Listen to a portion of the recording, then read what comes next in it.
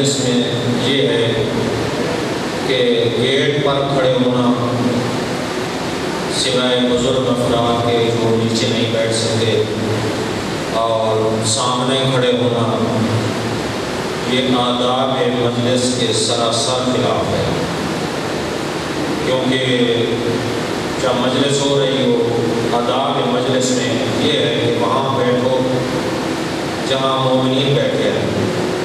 لہذا میں یہی گزارش کروں گا، کیونکہ میں سندھ میں مجالس پڑھتا رہا ہوں اور وہاں کا طریقہ کار یہ ہے کوئی آدمی بھی گیٹ پہ کھڑے نہیں ہوتا آداب، بلکہ مجلس سے اٹھ کر باہر بھی نہیں جاتے۔ لہذا یہ بڑا مقدس جگہ ہے، مقدس ذکر ہے، لہذا یہ انتظامیہ سے بھی میری یہی گزارش ہے کہ گیٹ پر کسی کو نہ کھڑے ہونے دیں اور سامنے بھی کھڑے ہو کر سننا سوائے بزرگ افراد کے جو نیچے نہیں بیٹھ سکتے۔ صلوات پڑھ لیجیے۔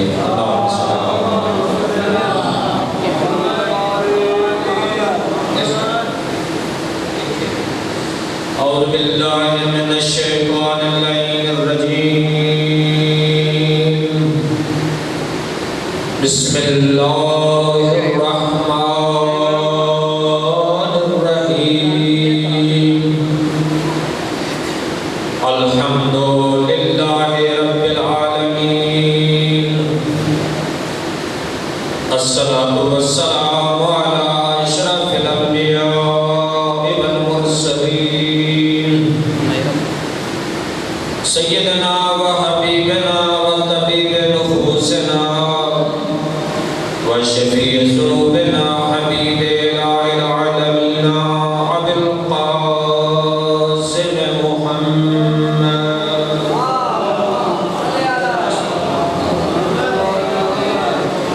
الصلاة والسلام علی ابن امہ و وارث علمہ، علم الاولین والآخرین، امیر المؤمنین علی ابن ابی طالب، صلی علی محمد، الصلاة والسلام علی اولادہ المعصومین، ولعنۃ اللہ علی اعدائہم اجمعین، اما بعد فقال الحکیم فی کلامہ المجید وفرقانہ الحمید وهو اصدق القائلین وقولہ الحق، بسم اللہ الرحمن الرحیم، ان الذین آمنوا وعملوا الصالحات اولئک هم خیر البریہ، وقال رسول اللہ صلی اللہ علیہ وآلہ وسلم، انی تارک فیکم الثقلین، کتاب اللہ و عطرتی اہل بیتی، ما ان تمسکتم بہما لن تضلوا بعدی، لن یفترقا حتی یردا علی الحوض، صلوات۔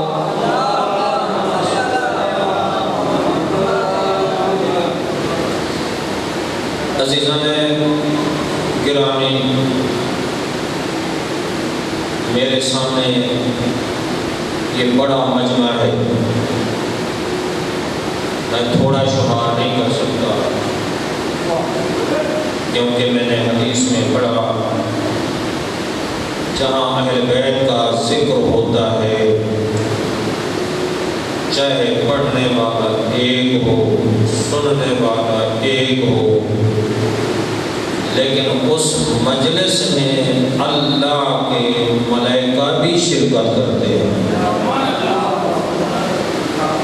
صرف ہمیں یہ دیکھنا چاہیے پڑھنے والے ہوں یا سننے والے، یہ بڑا مقدس منبر ہے، مقدس جگہ ہے، پاکیزہ جگہ ہے، لیکن ہماری نیت صرف خلوص پہ مبنی ہونی چاہیے۔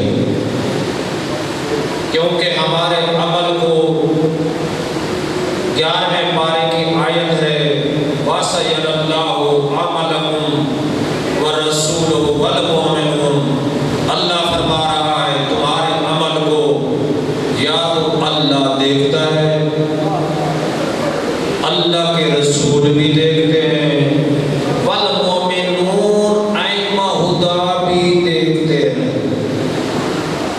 جتنا ہم عمل کرتے ہیں اچھے ہوں یا برے، جو کچھ ہم کرتے ہیں اللہ بھی دیکھتا ہے، اللہ کے رسول بھی۔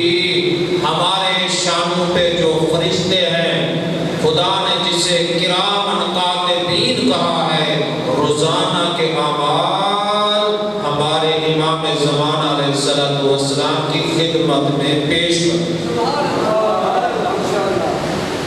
اگر ہمارے اچھے عمل ہوں، خلوص پہ مبنی ہوں، قصد قربت ہو، رضا خدا ہو، تو امام زمانہ خوش ہوتے ہیں۔ لیکن اگر نام اعمال خالی ہو، عمل میں کچھ نہ ہو، ساری برائیاں ہوں، تو امام زمانہ خوش نہیں ہوتے، اور یہی کہتے ہیں کہ ہمارے نام لینے والے کا نام اعمال میں نیکیاں ہونی چاہیے، برائیاں نہیں۔ اگر ہم نے 14 کو خوش کرنا ہے، اہل بیت کو خوش کرنا ہے، جس طرح قرآن کی واضح آیت ہے کہ ہمارے عمل کو دیکھ رہے ہیں، تو ہمیں دین میں اپنی مرضی نہیں کرنی چاہیے، کیونکہ ہم نے 14 کو راضی رکھنا ہے، تو ہم نے جو بھی کام کرنا ہے 14 سے پوچھ کر کرنا پڑے گا۔ دنیا ناراض ہو جائے، ساری مخلوق ناراض ہو جائے، لیکن اگر 14 راضی ہو جائیں، بیڑا پار، کوئی چیز رکاوٹ نہیں بنے گی راستے میں۔ کیوں؟ وہ وارثان جنت ہے، وہ وارثان قرآن ہے، وہ علت غائب ممکنات ہیں۔ اللہ نے پوری کائنات کو ان کے صدقے خلق کیا ہے۔ دنیا کو راضی رکھنے کے لیے کوئی عبادت نہ کرو،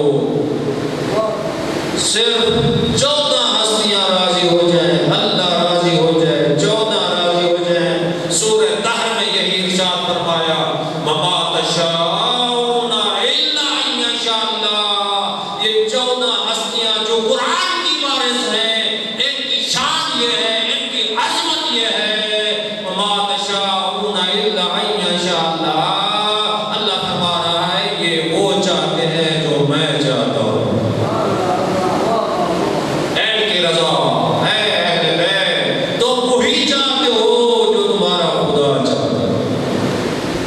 کیوں؟ یہ قرآن کی وارث ہے۔ اصل موضوع کی طرف آنا چاہتا ہوں۔ سورہ بینہ کی مختصر آیات جو میرا پورا عشرہ محرم، اسی کو میں نے اپنا عنوان قرار دیا۔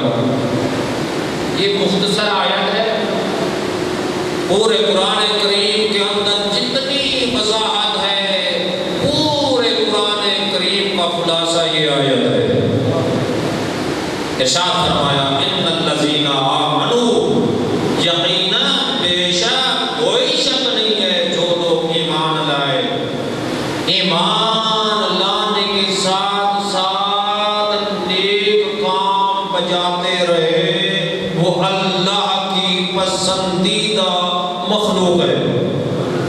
اللہ نے جسے پسند کیا ہے، اللہ نے جن سے دوستی رکھی ہے، اللہ کے پسندیدہ افراد یہی لوگ ہیں جن کا ایمان پختہ ہے، عمل بھی درست۔ سرور کائنات نے یہی ارشاد فرمایا تھا، قرآن میں یہی ملے گا، نہج البلاغہ میں یہی ملے گا۔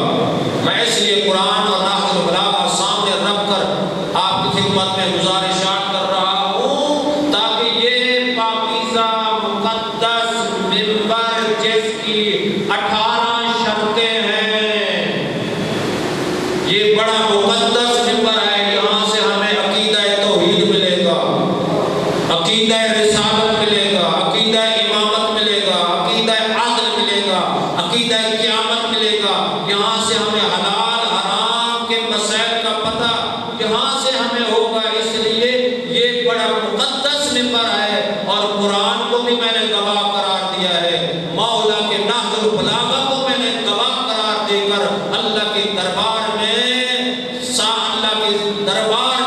واضح طور پر یہ گواہ پیش کر کے میں آپ کی خدمت میں حقائق بیان کرنا چاہتا ہوں۔ اس لیے کہ اہل بیت بھی پاک ہے، یہ ممبر بھی پاک ہے، یہ قرآن بھی پاک ہے، یہ نہج البلاغہ بھی پاک ہے، ہم پاکوں کے ماننے والے ہیں۔ اللہ نے ارشاد فرمایا ان اللہ یحب التوابین و یحب المتطہرین، اللہ فرماتا ہے میں تو ان لوگوں کو پسند کرتا ہوں جن سے غلطی ہو جائے، سرزد ہو جائے، گناہ سرزد ہو جائے، معصیت خدا ہو جائے، اللہ کی نافرمانی ہو جائے۔ اللہ فرماتا ہے اگر گناہگار بندے، اہل بیت کو ماننے والے بندے اگر خلوص نیت سے توبہ کریں تو مجھے سب سے زیادہ پسند ہے۔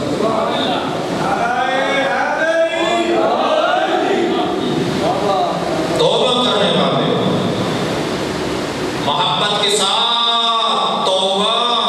دوسرے اللہ فرماتا ہے ایک آیت میں دو لوگوں کا تذکرہ ہے، دوسرے فرمایا ان اللہ یحب التوابین و یحب المتطہرین۔ ہاں اور بھی میرے دوست ہیں، کون سے؟ فرمایا جو اپنے آپ کو پاک رکھتے ہیں، مولا کا گھر پاک ہے، اپنے آپ کو پاکیزہ رکھتے ہیں، طہارت کا خیال رکھتے ہیں، ظاہری نجاست سے بچتے ہیں۔ طہارت دو قسم کی ہے، ایک باطنی، ایک ظاہری۔ توجہ ہے، باطنی نجاست سے اجتناب کرتے ہیں، باطنی پاکیزگی چاہتے ہیں، اندر پاک ہو، باہر پاک ہوگا، اندر پاک ہوگا۔ توجہ ہے، بڑا لطیف جملہ آپ کی خدمت میں بیان کرنا، رٹے رٹے موضوع نہیں پڑھتا۔ تو کہ اندر پاک ہوگا، باہر پاک ہوگا، دو پاکیزگی ہیں۔ طہارت، اگر پاک ذکر کو سننے کے لیے باوضو آؤ گے، اگر وضو کر کے سو جاؤ گے، ایک ایک سانس تسبیح کا ثواب۔ لیکن ہر شخص کے لیے وضو ایسا نہیں ہے، ایک ایک سانس جو تسبیح کا ثواب ہوگا اس شخص کے لیے ہوگا جس کے سینے میں ملائے آل محمد۔ تاب یہ تسبیح کا ثواب ہے، پاک جگہ، مقدس جگہ، پاکیزہ ہو کر آنا، پاک پاکیزہ، لیکن باطنی نجاست کا بھی خیال رکھنا پڑے گا۔ وہی جس سینے میں قبر حسین ہے، جس سینے پہ ہم ہاتھ مار کر یا حسین کرتے ہیں، جنہیں بی بی کی دعا ہے کہ میرے حسین کے پر غم منانے والے، ماتم کرنے والے، گریہ کرنے والے، کہ میں ضمانت دیتی ہوں میں ان کی شفاعت کروں گی۔ رسول کی لفظ جگر کا وعدہ ہے، کیونکہ یہ گریہ کرنا قرآن کی واضح آیات ہے کہ حضرت یوسف نے گریہ کیا، وقت یزت، حضرت یعقوب نے وقت یزت عینا، اتنا گریہ کیا حضرت یوسف کے بچھڑنے پر کہ دونوں آنکھیں سفید ہو گئی۔ جناب حمزہ کے لاش پہ اللہ کے نبی نے ارشاد فرمایا کیا کوئی رونے والیاں، گریہ کرنے والیاں نہیں ہیں؟ اللہ کے نبی کے وصال پہ ماتم کیا گیا۔ یہی میں عرض کرنا چاہتا ہوں، ماتم مولا امام حسین علیہ السلام جس سینے پہ ہاتھ مار کر یا حسین کرے گا، اس سینے میں نہ بغض ہونا چاہیے۔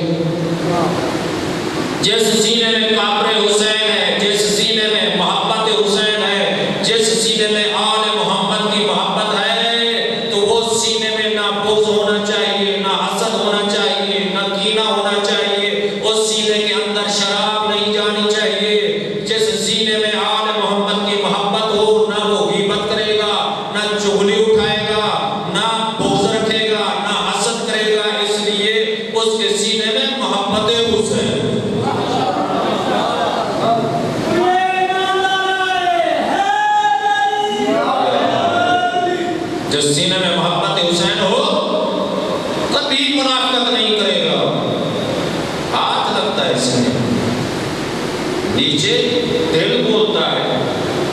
گواہی دیتا ہے، بڑا خزانہ ہے کائنات میں، میری اپنی ذاتی تحقیق کے مطابق میں بلکہ ایمان کا بھی کلام ہے کہ سب سے بڑی قیمتی چیز دنیا میں کیا ہے؟ وہ سینہ، جس سینے میں کائنات سے بڑھ کر بڑا خزانہ ہے، وہ 14 کی محبت، وہ 14 کی محبت، وہ آل محمد کی محبت، وہ ولایت آل محمد۔ جس طرح میں نے مثال دی ہے، میں نے پڑھا کہ اہل بیت کی محبت، یہ کھیتی کیا ہے؟ زرخیز ہے، کھیتی زرخیز ہے، یہ دل والی زمین زرخیز ہے جہاں محبت حسین، وہ کھیتی بڑی زرخیز ہے، لیکن جس دل میں بغض علی ہو وہ کھیتی بنجر ہے، بنجر کھیتی، بیج ڈالو گے کھا جائے گی، شور والی زمین، ہاتھ چلاؤ گے، تیل، کھاد، بیج، پانی، سارا کچھ نکل جائے گی، اور ذمہ دار پیشانی پہ ہاتھ رکھ کر بیٹھ جائے گا، کچھ وصول نہیں ہوگا۔ ایسے ہے نا، جتنا لاکھ روپے خرچ کرو گے کچھ نہیں ملے گا، بنجر زمین ہے، کھا گئی ہے۔ تو بنجر زمین کی مثال وہ ہے جس کے سینے میں بغض علی ہو،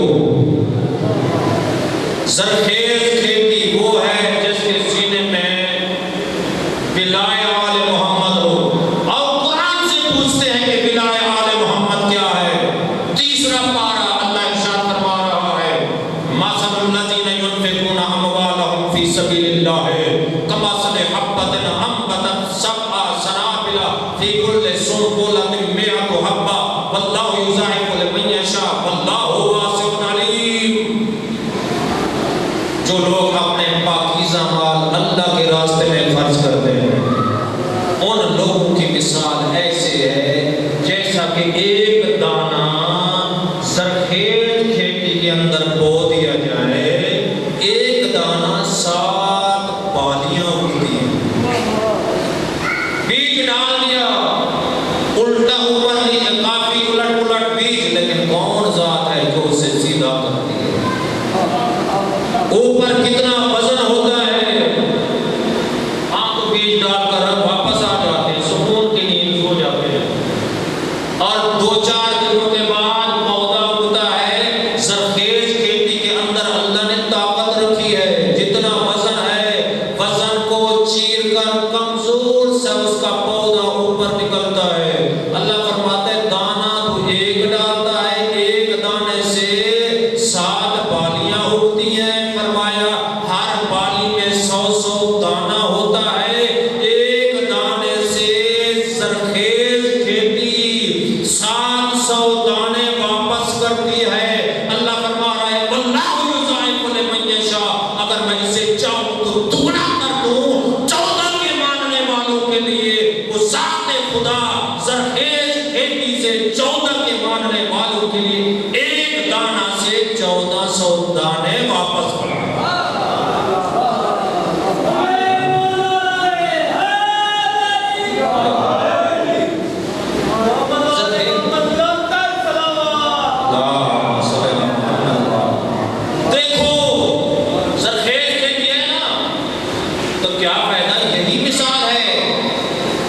جس سینے میں آل محمد کی محبت ہوگی، اور میں اپنا مدعا بیان کرنا چاہتا ہوں، وہ اتنا عابد ہوگا، پرہیزگار ہوگا، غیرت مند ہوگا، ایسے ہے نا، بے نمازی نہیں ہوگا، وعدہ خلافی نہیں کرے گا، امانت میں خیانت نہیں کرے گا، اور کسی کو تکلیف نہیں پہنچائے گا، یتیموں کا مال نہیں کھائے گا۔ قرآن نازل نہیں ہوا مولا جوف کعبہ میں، یہ میرا موضوع نہیں ہے کہ میں بیان کرنے لگا ہوں، لیکن اس چیز سے میں استدلال بیان کرنا چاہتا ہوں۔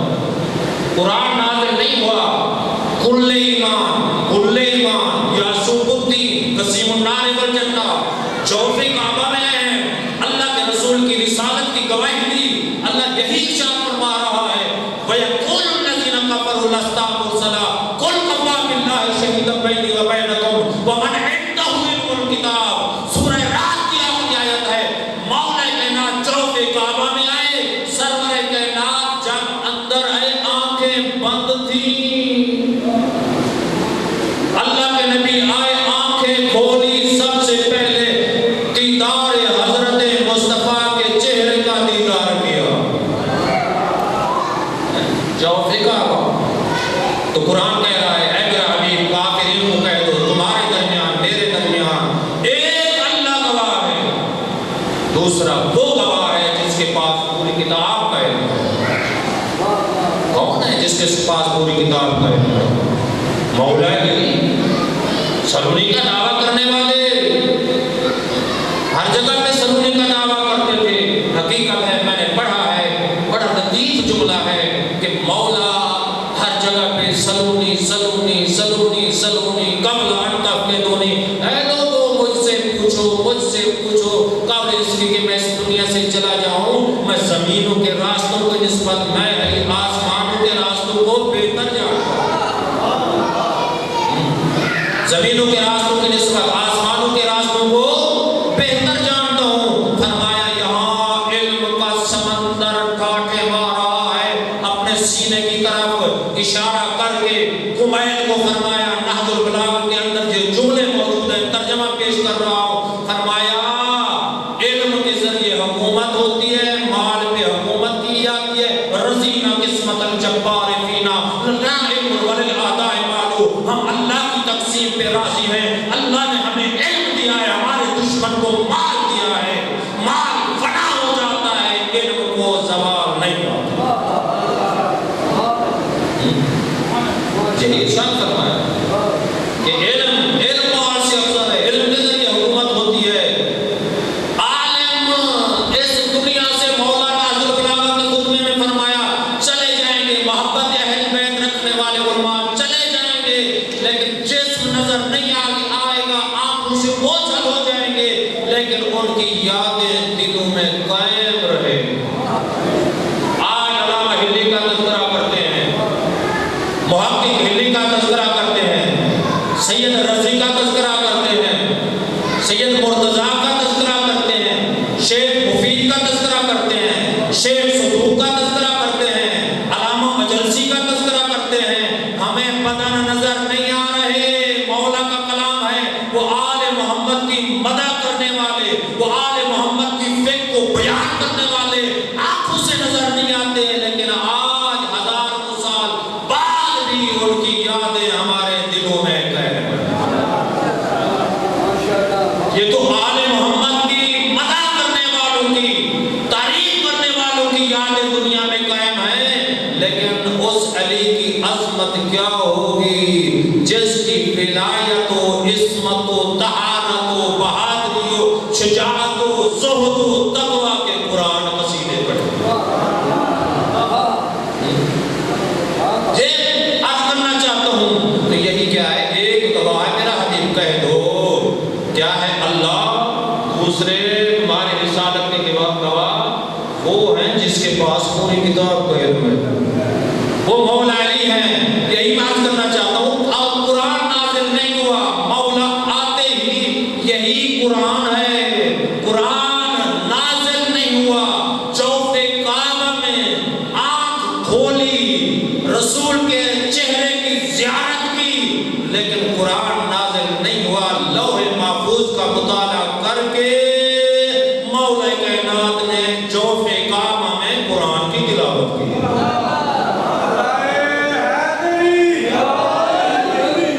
جوف کعبہ میں قرآن کی تلاوت کی۔ آؤ کون سی آیات ہیں؟ 8 آیات ایسی ہیں کہ مولا کائنات نے جوف کعبہ میں تلاوت کی ہے۔ فرمایا سورہ مومنون 18واں پارہ، اللہ ارشاد فرما رہے ہیں مولا کائنات قرآن نازل نہیں ہوا، تلاوت کر رہے ہیں، قد افلح المؤمنون الذین هم فی صلاتهم خاشعون والذین هم عن اللغو معرضون والذین هم للزکاة فاعلون والذین هم لفروجهم حافظون الا علی ازواجهم او ما ملکت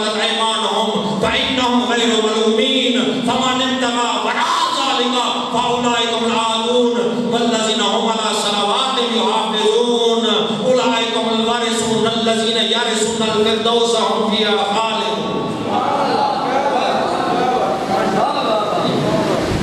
قرآن نازل نہیں ہوا، قرآن ناطق، کیا کمال ہے. قرآن نازل نہیں ہوا، قرآن ناطق کو قرآن صامت کی تلاوت کر رہے ہیں. کون سی جگہ؟ جوف کعبہ. یہ دعویٰ کرنے والے ہر مقام پہ دعویٰ کرتے تھے. اللہ کے نبی بھی ہر مقام پہ مولا علی کے فضائل بیان کرتے تھے. ایک آدمی نے عرض کیا یا رسول اللہ یہ علی کے فضائل ختم بھی ہوں گے یا نہ؟ اللہ کے نبی نے ارشاد فرمایا اے شخص تو یہ کہہ رہا ہے علی کے فضائل ختم بھی ہوں گے یا نہ؟ کیونکہ پیغمبر اکرم ہر مقام پہ دعوت ذو العشیرہ پہ مولا علی کی ولایت کا اعلان، ہر مقام پہ مولا علی کے فضائل بیان کرتے تھے. سفر میں مولا علی کے فضائل بیان کرتے تھے، حضر میں مولا علی کے فضائل بیان کرتے تھے، میدان میں مولا علی کے فضائل بیان کرتے تھے، جنگ میں مولا علی کے فضائل بیان کرتے تھے. یہ آدمی عرض کرتا ہے یا رسول اللہ یہ فضائل کبھی ختم بھی ہوں گے یا نہ؟ تو اللہ کے نبی نے ارشاد فرمایا لا کان الریاض اقلاما والبحور مدادا والجن والانس رقابا معصو فضائل قابل ابن ابی طالب. اگر اس دنیا کے تمام درخت قلم بن جائیں، تمام دریا و سمندر سے بن جائیں، تمام جن و انس لکھنے والے ہو، حساب کرنے والے ہو، یہ ساری چیزیں ختم ہو جائیں گی لیکن علی کے فضائل ختم نہیں ہو سکتے.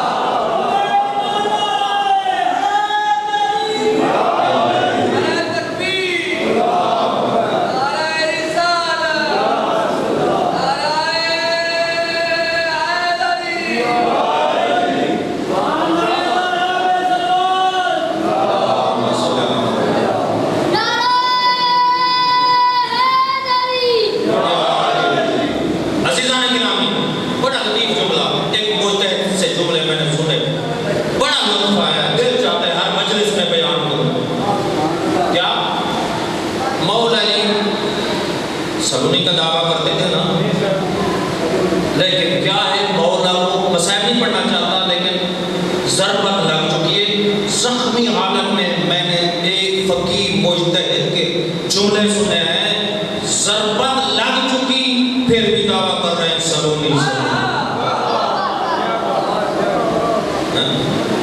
زخمی حالت میں سلونی، لیکن میں نے پڑھا اور سنا علماء سے کہ زخمی حالت میں جس وقت سلونی کا دعویٰ کیا نا، ایک آدمی کھڑا ہو گیا یا امیر المومنین آپ افضل ہیں یا عیسیٰ ابن مریم افضل ہیں. زخمی حالت میں مولا کائنات ارشاد فرماتے ہیں جو آدمی اپنی زبان سے خود تعریف کرے وہ اچھا نہیں لگتا. میں ایک واقعہ بیان کر دیتا ہوں، فیصلہ خود کر لے. مولا کائنات نے ارشاد فرمایا جس وقت حضرت عیسیٰ کی ولادت کا وقت قریب آیا، جناب مریم بیت المقدس کا طواف کر رہی تھی اور دل میں خواہش پیدا ہوئی اس بچے کی ولادت بیت المقدس میں ہو جائے. آواز قدرت ہے یا مریم یہاں سے نکل جا، یہ عبادت کی جگہ ہے، بچہ جننے کی جگہ نہیں ہے، کھجوروں میں چلی جا.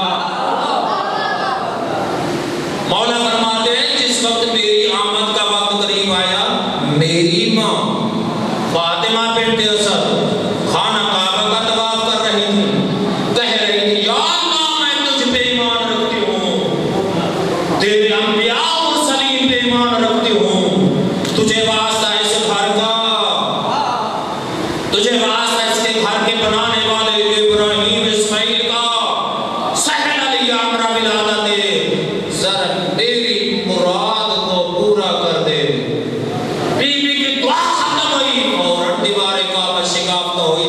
آواز قدرت ہے فاطمہ ذرا اندر داخل ہو جا. تو مولا فرماتے ہیں جس کی ماں کو کعبہ میں بلایا گیا وہ افضل ہے یا جس کی ماں کو بیت المقدس سے نکالا گیا وہ افضل ہے؟ تو عزیزان گرامی حدیث ترجمہ میں نے نہیں کیا، میرا موضوع تھا تو ترجمے کے ساتھ مقصد شہادت امام حسین میں نے بیان کرنا ہے. تو کیا ہے؟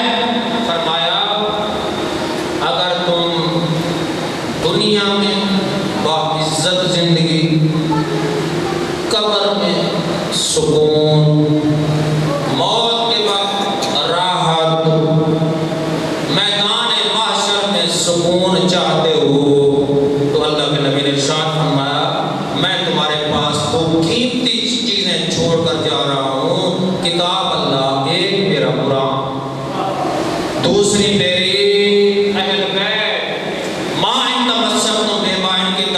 کبھی نہ چھوڑنا.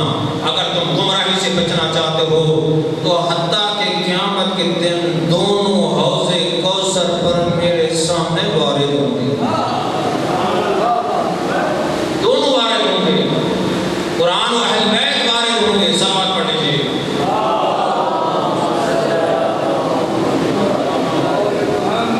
محترم ابن زیر بیان کیے اگر آپ مولا کی سیرت کے کچھ فرمودات سننا چاہتے ہیں جو میرے دل کی خواہش ہے اور وہ میں آپ کی خدمت میں بیان کرنا چاہتا ہوں. حقیقت ہے بڑا پاکیزہ مقدس مذہب ہے, مقدس ممبر ہے, مقدس کلام ہے, مقدس ناز البلاغہ ہے. لیکن یہاں میں مسئول ہوں. یہ جگہ جہاں پہ میں بیٹھا ہوں میرے شانوں پہ فرشتے بیٹھے ہیں. میرے پہ نہیں بیٹھے, آپ کے شانوں پہ فرشتے بیٹھے ہیں. حق نہیں بیان کروں گا, سیرت نہیں بیان کروں گا, کردار امام بیان نہیں کروں گا, اہل بیت کے فرمودات بیان نہیں کروں گا. قیامت کے دن اگر مجھ سے بطول پوچھ لے کہ ہمارے حقائق ہمارے مذہب کو چھپایا تھا تو کیا جواب دوں گا؟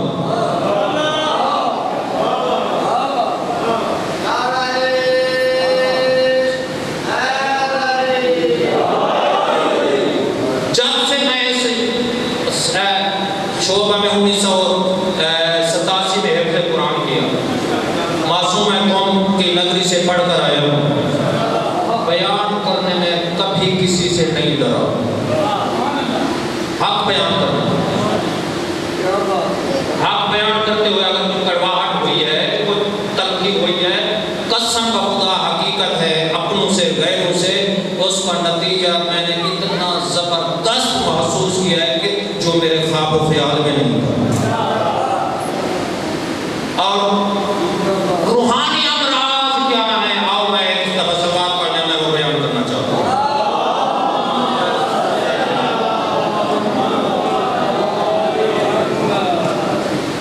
روحانی مرض غیبت, روحانی مرض چغلخوری, روحانی مرض شراب, روحانی مرض تانے دینا, روحانی مرض الٹے نام سے پکارنا, روحانی مرض جوا کھیلنا, روحانی مرض شرک, روحانی مرض بت پرستی, روحانی مرض بغاوت اہل بیت, دشمنی اہل بیت. تو آج میں آپ کے سامنے سورہ مومنین کی آیت نمبر غالباً 3 ہے پڑھی, والذین هم عن اللغو معرضون. مولا جوف کعبہ میں قرآن نازل نہیں ہوا, یہ آیت نمبر سورہ مومنین کی 3 یا 4 ہے. فرمایا کہ میرے ماننے والے کی زبان کیسی ہوگی, علی علی کرنے والے کی زبان کیسی ہوگی, یا حسین کرنے والے کی زبان کیسی ہوگی, 14 کے نام لینے والے کی زبان کیسی ہوگی. جس نام سے 14 کا نام لے گا اس زبان سے کسی کو گالی نہیں دے گا, کسی کو گالی نہیں دے گا. موالی شیعہ پاک زبان, پاک ذکر ہے. تو فرمایا دوسرا ناراض ہو یا راضی ہو, آپ نے ارشاد فرمایا گانا نہ پسند کرے گا نہ سنے گا. گانا, مومن کو گانا پسند نہیں ہوگا. میں نے پڑھا امام موسیٰ کاظم علیہ السلام جس قید خانے میں تھے, مولا صلوات پڑھ لیجیے.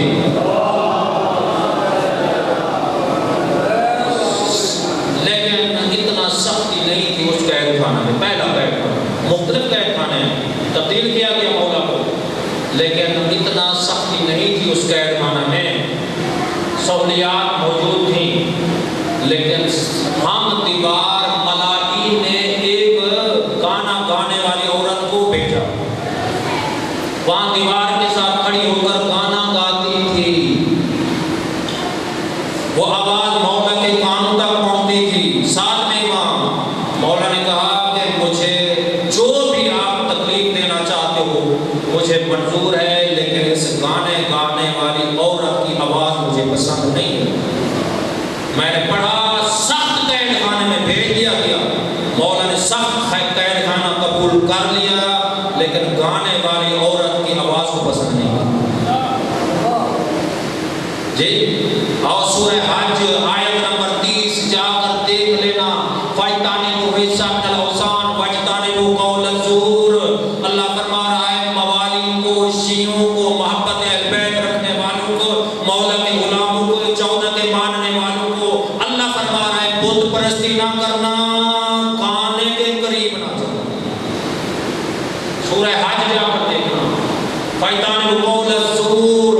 مولا سے پوچھا گیا کے ساتھ زور کو مثال دی گئی ہے کہ زور کیا ہے؟ آپ کے چھٹے امام شاہ فرماتے اس سے مراد گانا، اس سے مراد گانا ہے۔ سورہ لقمان آیت نمبر 6 اللہ ارشاد فرما رہا ہے وَمِنَ النَّاسِ مَن يَشْتَرِي لَهْوَ الْحَدِيثِ لِيُضِلَّ عَن سَبِيلِ اللَّهِ بِغَيْرِ عِلْمٍ وَيَتَّخِذَهُ هُزُوًا أُولَٰئِكَ لَهُمْ عَذَابٌ مُهِينٌ۔ وہ لوگ جو گانے والی چیزیں خرید کرتے ہیں، پہلے زمانے میں کیسٹیں تھی، یا گانے والے آلات رکھتے ہیں، یا گانے والی گلوکارہ کو خرید کرتے ہیں، تو قرآن کی بات ہے مَن يَشْتَرِي لَهْوَ الْحَدِيثِ، بےہودہ باتیں پیسے دے کر خرید کرتے ہیں۔ مَن يَشْتَرِي، اشترا یشتری مانا خرید کرتے ہیں، تو فرمایا کون سی چیز بےہودہ باتیں، گانے، غلط قسم کی چیزیں، لِيُضِلَّ عَن سَبِيلِ اللَّهِ، اور وہ لوگوں کو بغیر سوچے سمجھے اللہ کے راستے سے ہٹا دیتے ہیں، وَيَتَّخِذَهُ هُزُوًا، اور یہ دین کا مذاق اڑاتے ہیں، أُولَٰئِكَ لَهُمْ عَذَابٌ مُهِينٌ، ان کے لیے رسوا کر دینے والا عذاب ہے۔ جی لہو الحدیث سے مراد مولا امام محمد باقر علیہ السلام ارشاد فرماتے ہیں، اس آیت کی تفسیر مولا سے پوچھی گئی کہ مولا لہو الحدیث سے کیا مراد ہے؟ آپ علم کو شگافتہ کرنے والے، علم کی وسعت دینے والے، جو کربلا میں 4 یا 5 سال کے موجود تھے، مولا فرماتے ہیں کہ اس سے مراد کیا ہے؟ اس سے مراد گانا ہے جس پر اللہ نے جہنم کو واجب قرار دیا۔ مرتاق سو ہولے بہوانا اس طرح یہ مولا کی سیرت ہے، ناراض نہ ہونا، میرا فرض ہے، یہ جس جگہ میں بیٹھا ہوں اس کا میں جواب دینا ہے۔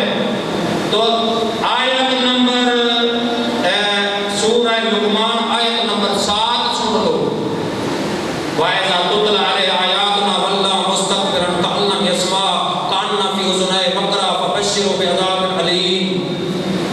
فرمایا جب گانا گانے والوں کو اللہ کی آیات پڑھ کر سنائی جاتی کہ گانا نہ گاؤ، تو وہ کیا کرتے ہیں؟ منہ پھیر دیتے ہیں، سنتے نہیں ہیں، وَلَّىٰ مُسْتَكْبِرًا، اور منہ پھیر لیتے ہیں، بات نہیں سنتے۔ كَأَنَّ فِي أُذُنَيْهِ وَقْرًا، اس طرح محسوس ہوتا ہے ان کے کان بند ہو چکے۔ کانا فی اذنین، ایک کان نہیں، اذنین مانا دونوں کان، وقر ہو گیا ہے، کان بالکل بند ہو چکے ہیں، سنائی کچھ نہیں دے رہا، منہ پھیر دیتے ہیں۔ فبشرھم بعذاب علیم، اے میرے کملی بات اوڑھنے والے، چادر اوڑھنے والے، انہیں دردناک عذاب کی بشارت دی۔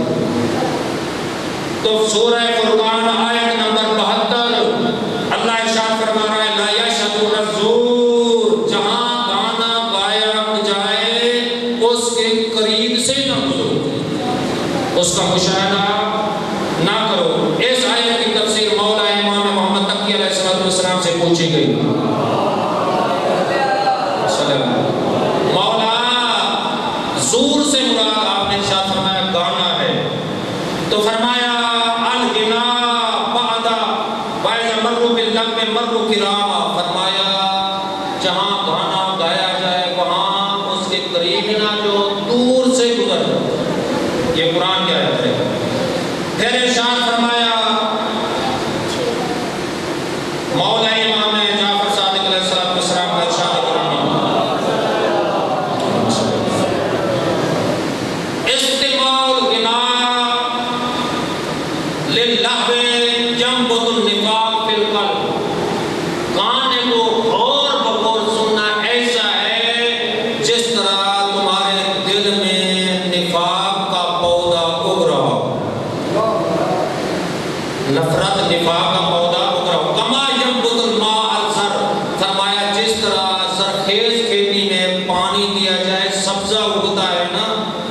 جب گانا غور بغور سنو گے تو نفاق اگے گا۔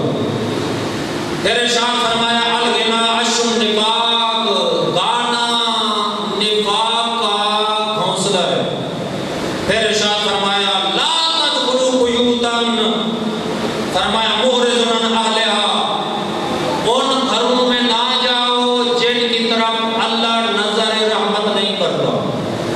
وہ کون سے گھر ہیں؟ فرمایا الغنا لا یؤمن فیہ الفجیع، مولا فرماتے ہیں جہاں گانا گایا جائے وہاں ہر وقت مصیبت نازل ہوتی رہتی ہے۔ جس گھر میں گانا گایا جائے وہاں مصیبت نازل ہوتی رہتی ہے۔ ولا یجاب فیہ دعویٰ، اگر مومنین کو مل کر وہاں جا کر دعائیں مانگے جہاں گانا گایا جاتا ہے ان مومنین کی دعا قبول نہیں ہوتی۔ جس گھر میں گانا گایا جائے مومنین کی دعا قبول نہیں ہوگی، وہاں مصیبت برستی رہتی ہے۔ فرمایا ولا يدخل الملک، وہاں اللہ کے رحمت کے فرشتے جو پاکیزہ رزق لے کر آتے ہیں، خوشخبری دیتے ہیں، گھر کی حفاظت کرتے ہیں، ان کا آنا جانا بند ہو جاتا ہے۔ اللہ کے رحمت کے فرشتے نہیں آتے، مصیبت ہی مصیبت رہتی ہے، تو فرمایا وہاں دعا بھی مستجاب نہیں ہوتی۔ تو فرمایا الغنا یورث النفاق ویعقب الفقر، فرمایا گانا بغض النفاق کو قریب کر دیتا ہے، اگاتا ہے اور فقر و فاقہ لے کر آ جاتا ہے۔ یا شروع صاحب الغنا من قبر اعمی و اخرس و ابکم، جب گانا سننے والا قبر سے اٹھے گا بہرا بھی ہوگا، اندھا بھی ہوگا، گونگا بھی ہوگا، بہرا بھی ہوگا، اندھا بھی ہوگا، گونگا بھی ہوگا۔ تو یہی ارشاد فرمایا کہ من استماع الی اللہ یذاب فی اذن العنق، جو گانا سنتا ہے قیامت کے دن یہ لوگ سڑک والی، آپ جانتے ہیں یہ جہنم کی آگ سے تیز کی جائے گی اور جہنم کی آگ سے لال کی جائے گی۔ کیا کیا جائے گا؟ فی اذن ہی، گانا سننے والا، گانا گانے والے کے کان میں یہ جہنم سے لال کی جانے والی لوگ کان میں ڈالی جائے گی۔ تو فرمایا یظہر فی امتی الخسف والقذف، فرمایا ایک دن ایسا آئے گا زمین دھنس جائے گی، آسمان سے پتھر برسیں گے۔ وہ کون سا زمانہ ہوگا؟ قالوا متی یا رسول اللہ، وہ زمانہ کون سا ہوگا؟ فرمایا اذا ظہرت المعازف والقینات وشربت الخمور، فرمایا تین کام اس وقت زیادہ ہوں گے، گانا گانے والی لڑکیاں، ناچنے والی لڑکیاں زیادہ ہو جائیں گی۔ الا شربت الخمور، سب سے زیادہ شراب پی جائے گی۔ اور فرمایا گانے کی آلات زیادہ ہو جائیں گے، لوگ گانے میں مست رہیں گے ساری رات۔ فَيَصْبَحُونَ قِرَدَةً وَخَنَازِيرَ، جب سب وہ اٹھیں گے خنزیر اور بندر بن جائیں گے، خنزیر اور بندر بن جائیں گے۔ فرمایا کیوں؟ لاستحلال الحرام وانتقال القینات وشربت الخمور واکل الرماء ولبس الحریر، یہی کام ہوں گے۔ لڑکیاں گانے والی زیادہ ہوں گی، ناچنے والی زیادہ ہوں گی، شراب شربت الخمور زیادہ ہوگی، واکل الرماء، سود کا کاروبار کو تو واجب سمجھا جائے گا۔ تو فرمایا ولبس الحریر، ریشمی لباس پہننے والے لوگ ہوں گے۔ جب ایسا زمانہ آئے گا زمین دھنس جائے گی، آسمان سے پتھر برسیں گے، تو فرمایا اس وقت یہ عذاب نازل ہوگا، نیک لوگ حیران ہو جائیں گے، نیک لوگ حیران ہو جائیں گے۔ اس لیے مولا امام جعفر صادق علیہ السلام سے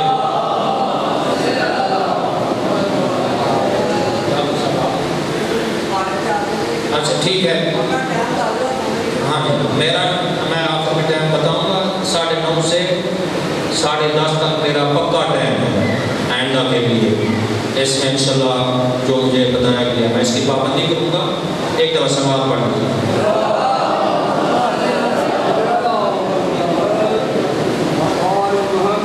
عزیزان گرامی نتیجہ پیش کر رہا ہوں.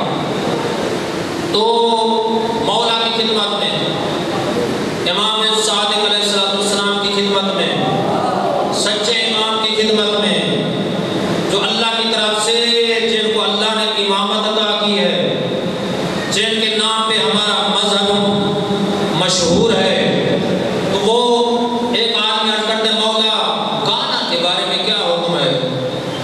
گانا سننا جائز ہے؟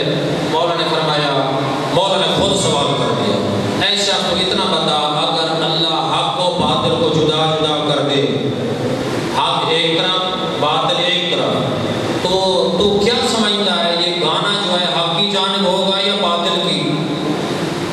وہ شخص عرض کرتے ہیں مولا یہ گانا تو حق کی جانب نہیں ہوگا، یہ باطل کی جانب ہوگا. مولا نے فرمایا تجھے پتہ ہے مجھ سے کیا پوچھتا ہے؟ یہ میرا پسندیدہ موضوع تھا. عزیزان گرامی، یہی میں آپ کو عرض کرنا چاہتا ہوں، جس مقصد کو مولا امام حسین نے بچایا وہ مقصد کیا؟ جس پہ مال قربان کر دیا، جان قربان کر دی، سب کچھ قربان کر دیا، وہ مقصد کون سا ہے؟ ہاں واقعہ کربلا بیان کرتے ہیں، سننے عظیم عبادت ہے، کوئی شک نہیں. مولا کے ذریعے کی زیارت کرنا 90 حج مقبول اور 90 حج عمرہ مقبول کا ثواب ملتا ہے. 70,000 فرشتے روزانہ مولا امام حسین علیہ السلام کی مزار پہ موجود ہوتے ہیں، جو ایک دفعہ زیارت کر کے جاتے ہیں، پھر ان کو دوبارہ زیارت کے لیے ٹائم نہیں ملتا اور فرشتے آتے ہیں. جس دین کو مولا نے بچایا وہ دین کیا ہے؟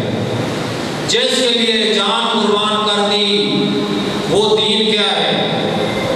وہ یہی ہے. یزید یہی چاہتا تھا کہ قرآن کا نام نشان مٹ جائے، 1,26,000 انبیاء کی محنت ضائع ہو جائے.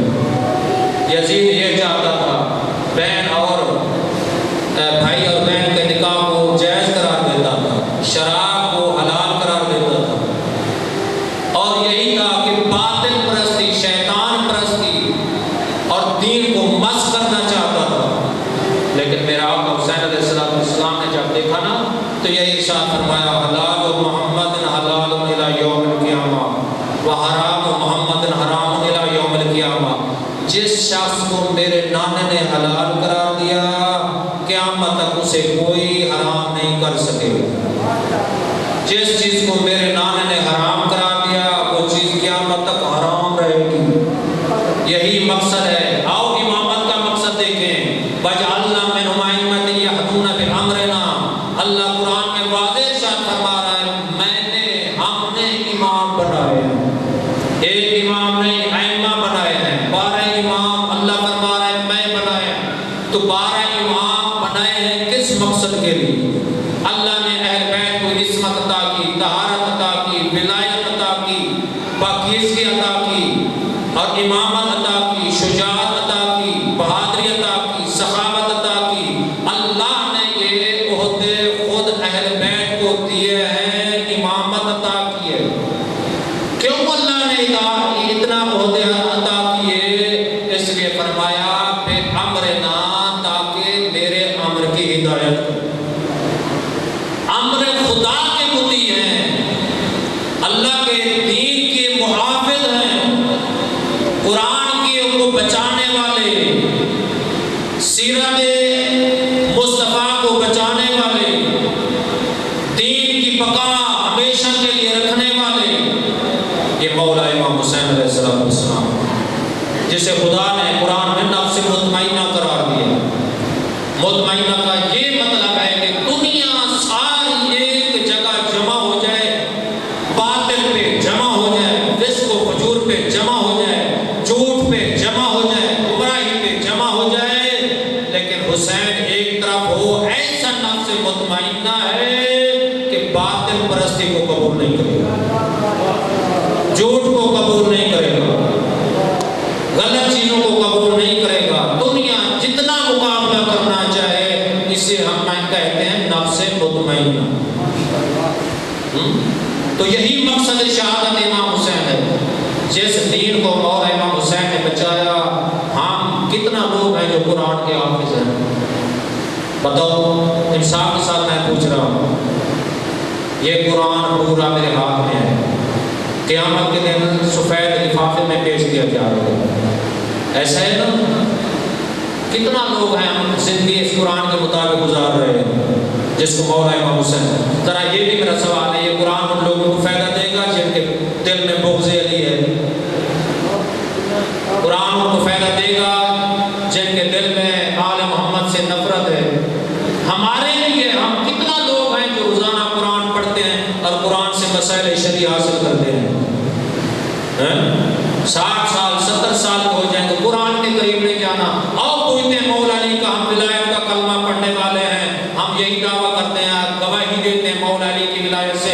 مولا سے پوچھیں کہ مولا آپ کا موالی کون ہے؟ نہج البلاغہ کے ایک چھوٹے فرمان میں یہ جملہ موجود ہے، مولا کا نہج البلاغہ میرے ہاتھ میں ہے کہ یا سب الدین کل ایمان کا مولا ارشاد فرماتے ہیں القرآن حسن اسمہ حسن ادبہ، کہ جب تمہارے ہاں بچہ پیدا ہو سب سے پہلے اس کا نام اچھا رکھو، اس کے مذہب پوچھنے کی ضرورت نہ پڑے، نام وہ رکھو، پتہ چلے کہ یہ 14 ہستیوں کے ماننے والا ہے۔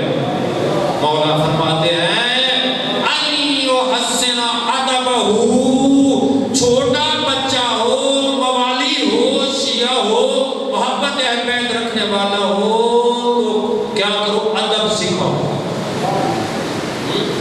ادب سکھاؤ۔ تیسری چیز تو آخری بات عرض کر رہا ہوں، علمہ القرآن، سب سے پہلے قرآن کی تعلیم، قرآن کی تعلیم۔ یہ حقائق ہے، یہ چیزیں یہاں پسند نہیں کی جاتی۔ بڑے بڑے اشرے پڑھے ہیں ولایت کے موضوع پہ، بڑے حافظ قرآن ہوں میں، مولا علی کی ولایت کے مجھے 5 اشرے پڑھو تو میں پڑھ سکتا ہوں، لیکن جس مجلس میں مولا کا کردار بیان نہ کیا جائے، مولا کی سیرت بیان نہ کی جائے، مولا کے جو مقصد کے لیے قربانی پیش کی وہ مقصد بیان نہ کیا جائے، تو کیا فائدہ؟ دل کو پاک کرنا ہے۔ عزیزان کرام، بس موضوع ختم ہو گیا، گھنٹے سے بھی زیادہ ٹائم ہو گیا ہے، تو میں ذاکر صاحب بھی آ چکے،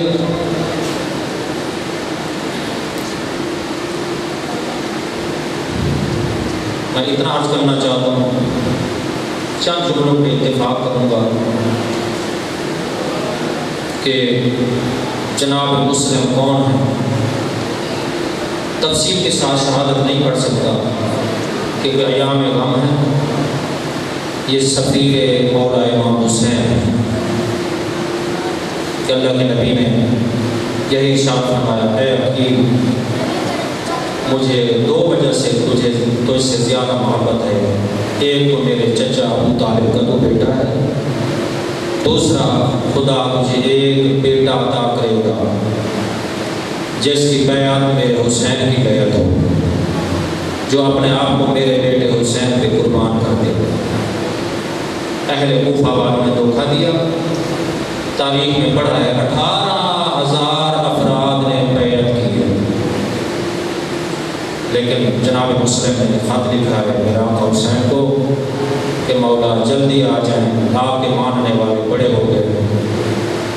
خط کے بعد 25,000 افراد ہو گئے جنہوں نے بیعت کی۔ تاریخ میں نے پڑھا، جس وقت جناب مسلم نمازیں پڑھاتے تھے نا، 1000 افراد پیچھے ہزاروں کی تعداد ہوتے تھے۔ ابن زیاد ابن ملجم خدا اس پہ لعنت کرے، جس وقت یہ آیا ہے نا، یہ ملوک کہتا ہے اگر کسی نے مسلم کو گناہ دی میں اس کا سر قلم کر دوں گا۔ جناب مسلم کی حالت یہ ہے کہ جس وقت عشاء کی نماز پڑھی ہے کوئی آدمی نہیں تھا، اکیلے رہ گئے، پیاس کی شدت ہے، جناب توبہ کے گھر بنا لیے، ساری رات اللہ کی عبادت میں گزار دی، اور کبھی یہ فرماتے تھے انا للہ و انا الیہ راجعون۔ ازاداروں جس وقت صبح کا ٹائم ہوا ہے نا، اور ابن زیاد کی فوج گرفتار کرنے کے لیے آئی ہے نا، جناب مسلم مسلح سے اٹھے، تلوار نیام سے نکالی، جناب توبہ دوڑ کر آتی ہیں اور عرض کرتی ہیں کہ اے مسلم باہر نہ جائیے، باہر ابن زیاد کی فوج ہے۔ جناب مسلم عزادارو سنو گے کہ جملہ کہا کہ اے مومنہ اگر میں باہر نہیں جاؤں گا مجھے یہ خطرہ ہے کہ کوئی دشمن اندر نہ آ جائے، تیرے گھر کی بے حرمتی نہ ہو جائے۔ میں کہوں گا اے مسلم آج اس قدر خیال ہے، تیری غیرت پہ قربان ہو جاؤں۔ ایک وقت ایسا ہوگا، یہی کوفہ کا بازار ہوگا، آپ کی بیٹیاں ہوں گی، آپ کی بہنیں ہوں گی، اسی بازار سے گزاری جائیں گی۔ عزادارو جناب مسلم باہر آئے ہیں نا، لیکن جناب مسلم کی جنگ اور کربلا کی جنگ کی ایک ہی مثال ہے۔ کربلا کی جنگ کا آغاز تیروں سے ہوا، تلواروں سے ہوا، نیزوں سے ہوا، آخر میں خیام کو آگ لگا دی گئی۔ عزادارو حالت یہ ہے کہ جناب مسلم پر تیر بھی برسائے جا رہے ہیں، نیزے بھی مارے جا رہے ہیں، عزادارو اوپر سے آگ پھینکی جا رہی ہے۔ عزادارو ایک بدو نے تلوار ماری، جناب مسلم کے ہونٹ زخمی ہے، بالآخر دھوکے سے گرفتار کیا گیا ہے۔ عزادارو جناب مسلم جنگ بھی کر رہے ہیں، پیچھے جا رہے ہیں، پیچھے سے ایک گڑھا کھودا گیا، عزادارو جناب مسلم گر گئے اور گرفتار کر کے دار الامارہ میں لایا گیا۔ جناب مسلم نے کہا کوئی ایسا شخص ہے مجھے تھوڑا سا پانی پلا دے۔ عزادارو ایک شخص نے پانی کا پیالہ پیش کیا، جناب مسلم نے پینے کی کوشش کی اور خون پانی میں مل گیا، دوبارہ پانی دیا گیا، پھر خون مل گیا۔ عزادارو جناب مسلم کہتے ہیں یہ پانی میرے مقدر میں نہیں ہے، یہ پانی میرے نصیب میں نہیں ہے۔ میں کہوں گا اے مسلم قربان جاؤں، تو نے پانی مانگا تھا، تجھے پانی تو مل گیا، لیکن کربلا کے میدان میں میرے آقا حسین کے ہاتھوں پہ علی اصغر ہیں، پانی مانگ رہے ہیں، کسی نے ایک پانی کا قطرہ نہیں دیا۔ الا لعنت اللہ علی القوم الظالمین وسیعهم الذین ظلموا